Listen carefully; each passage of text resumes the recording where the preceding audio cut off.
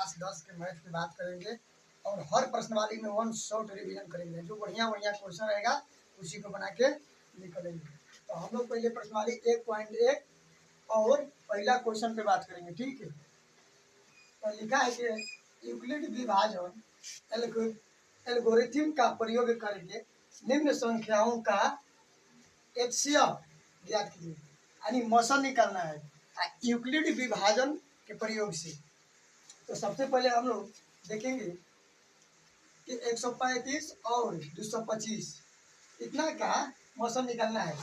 तो सबसे पहले यूक्लिड विभाजन के सूत्र लिखेंगे कि यूक्लिड विभाजन के सूत्र से, यूक्लिड विभाजन का सूत्र होता है ए बराबर बी क्यू प्लस आर, जिसमें ए जो होगा भाज्य होगा, यानी लिखेंगे कि ए बराबर भाज्य, बी बराबर भाजक,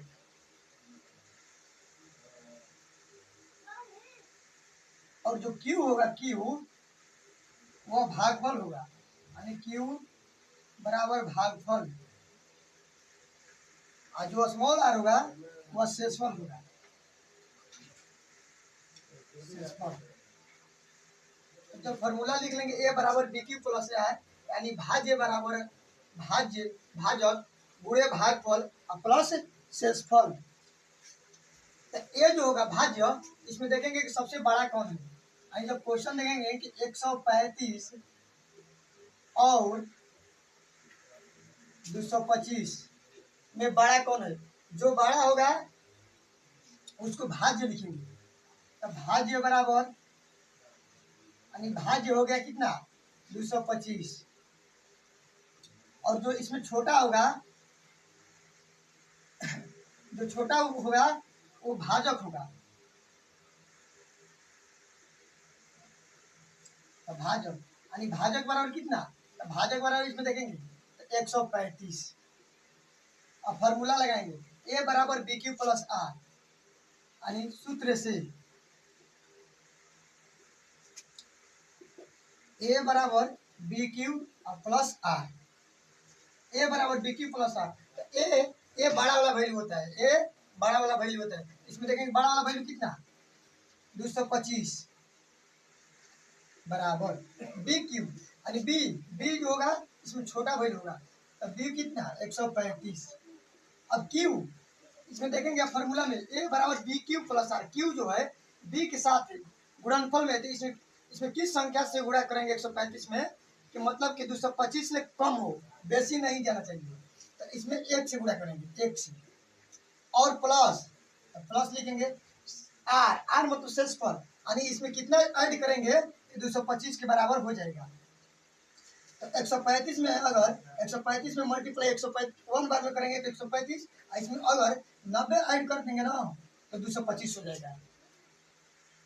उसके बाद फिर देखेंगे, अब इसमें और इसमें देखेंगे दोनों में कौन बड़ा है, 135, तो लिखेंगे अगला स्टेप 135 बराबर, अब जो शेषफल आया शेषफल उसको यहाँ पे लिखेंगे, यानी 90 से किस संख्या में गुणा करेंगे कि 135 के समीप हो, उससे ज्यादा नहीं जाना चाहिए। तो एक बार में 90 कहीं 90, अब देखेंगे कि प्लस, यानी यहाँ पे प्लस है तब शेषफल है, यहाँ प्लस, अब कितना ऐड करेंगे शेषफल 135 के बराबर होना चाहिए, तो 45, यानी 45 में इसमें ऐड करेंगे तो पूछ जाएगा 135, यानी 90 से 1 से मल्टीप्लाई करेंगे तो 90 प्लस 45 को ऐड करेंगे तो 90 और 45 135 हो गया। यहाँ तो कोई दिक्कत।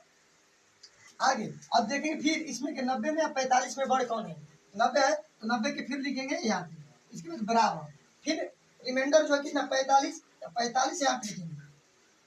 अब 45 ले कौन इस संख्या में गुणा करेंगे तो 90 के बराबर होगा, तो 2 से मल्टीप्लाई करेगा, 2 से मल्टीप्लाई करेंगे, उसके बाद कितना ऐड करेंगे तो 0, अगर 0 ऐड कर देंगे 90 के बराबर होगा, यानी 45 90 इधर 45 दूना 90 दोनों आपस में बराबर हो गया। तो जब दोनों आपस में बराबर हो जाएगा और रिमाइंडर शेषफल के रूप में 0 आएगा, तो वहाँ पे जो जिस संख्या से भाग करने पर कटा है 90 वही मौसा हो जाएगा। तो हम लोग का मौसा जो हुआ मौसा बराबर 45 आंसर, यही एक यूक्लिड विभाजन के प्रयोग द्वारा मौसम ये ज्ञात हुआ।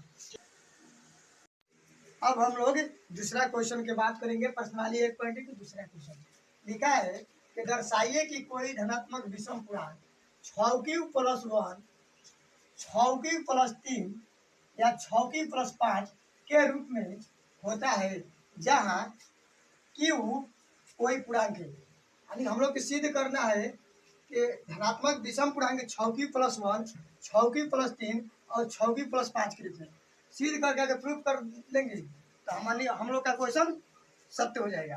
तो पहले हम लोग देखेंगे कि क्या प्रूफ करना है। तो प्रूफ करना है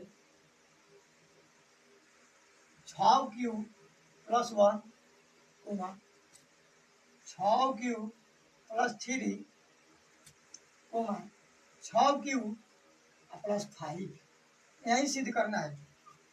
तो सबसे पहले हम लोग यूक्लिड विभाजन के प्रयोग करेंगे। तो यूक्लिड विभाजन प्रमेय से यूक्लिड विभाजन प्रमेय से सूत्र होता है कि a बराबर BQ+R।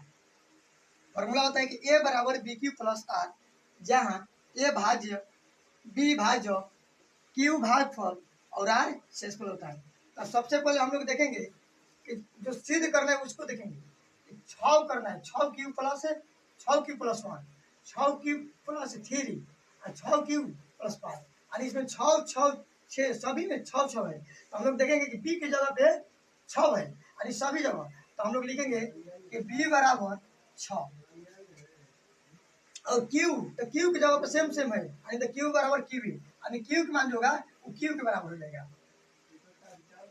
और रिमाइंडर देखेंगे शेषफल। तो शेषफल 1 है, 3 है, 5 है यानी 0 से लेके 5 तक। तो देखेंगे पहले लिखेंगे कि r बराबर हम लिख लेंगे शुरू से विषम पूर्णांक बोल रहे हैं तो शुरू से धनात्मक विषम पूर्णांक। तो शुरू से मानना है 0, 1, 2, 3, 4, 5 यानी r के मान जो होगा 0 से लेके 5 तक, क्योंकि लास्ट में 5 है। और इसे लिखेंगे कि r के जो मान होगा वो 0 से बड़ा बराबर r यानी रिमाइंडर और 5 से छोटा बराबर होगा। यानी कहने का मतलब कि r के जो मान होगा 0 से बड़ा बराबर और 5 से छोटा 5 के बराबर भी होगा, क्योंकि रिमाइंडर जो लास्ट में 5 है। अब हम लोग मानेंगे कि माना कि a कोई विषम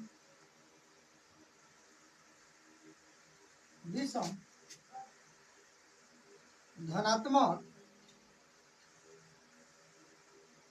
पूर्णांक है। मानेंगे कि एक कोई विषम धनात्मक पूर्णांक है। अब बारी बारी से समीकरण 1 में मान रखेंगे। अब लिखेंगे कि r के मान, अब शुरू से एक बार 0, 1, 2, 3, 4, 5 बारीक से समीकरण 1 में r के मान रखेंगे। तो पहले शुरू में लिखेंगे r बराबर 0 समीकरण 1 में रखने पर, यानी r बराबर 0 समीकरण 1 में रखेंगे।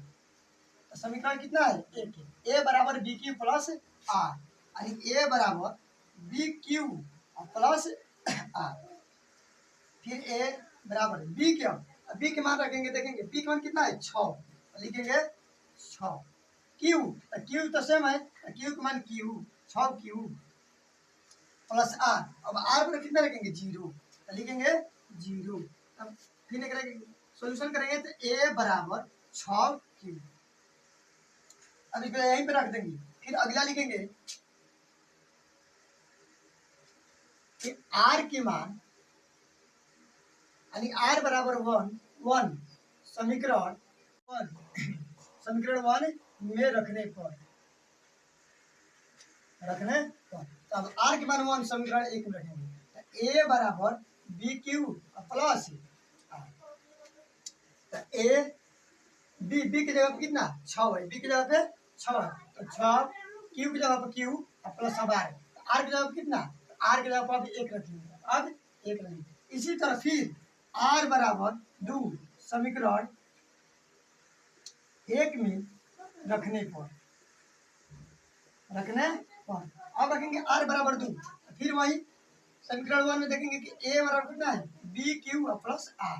तो ए बराबर बी की जगह पर फिर 6, क्यू की जगह पे तो क्यू और आर की जगह पे तो 2। फिर इसी तरह आर बराबर 3 समीकरण 1 में रखने पर, इसी तरह आर बराबर 3 रखेंगे तो कितना हो जाएगा ए बराबर 6 क्यू रिमाइंडर 3 रखेंगे तो 3 हो जाएगा। इसी प्रकार फिर कि आर बराबर 4 समीकरण 1 में रखने पर, अब आर बराबर 4 रखेंगे तो फिर कितना हो जाएगा ए बराबर 6 क्यू प्लस 4 हो जाएगा। फिर इसी तरह अब देखें लास्ट में 5 तक है तो 5 रखेंगे, यानी आर बराबर 5 समीकरण 1 में रखने पर तो कितना हो जाएगा। अब आर के बाद 5 रखेंगे तो ए बराबर बी क्यू प्लस आर, ए बराबर 6 क्यू यानी बी की जगह पे 6 क्यू प्लस 5, यानी 5 आ गया। अब देखेंगे कि सब सिद्ध हो गया, मिलाएंगे यानी 6 क्यू तो 6 की वैल्यू किया है 6 क्यू प्लस 1 तो 6 क्यू प्लस 1 देखिए यहाँ पे आ गया है। उसके बाद देखिए 6 क्यू प्लस 3, देखिए 6 क्यू प्लस 3 यहाँ पे आ गया है। उसके बाद 6 क्यू प्लस 5 तो 6 क्यू प्लस 5 यहाँ पे देखिए आ गया है। तो हम लिखेंगे, अब नीचे लिखेंगे उपयुक्त, नीचे लिखेंगे नीचे यहाँ पे सबसे नीचे कि उपयुक्त रूप से पता चलता है, उपयुक्त समीकरण से लिख सकते हैं, उपयुक्त समीकरण से पता चलता है कि 6 Q plus 1 6 Q plus 1 6 Q plus 3 एवं 6 क्यू प्लस 5 धनात्मक विषम पूर्णांक है, लिख देंगे, सिद्ध हो जाएगा। धन्यवाद। अगर वीडियो अच्छा लगे तो सब्सक्राइब जरूर कीजिएगा।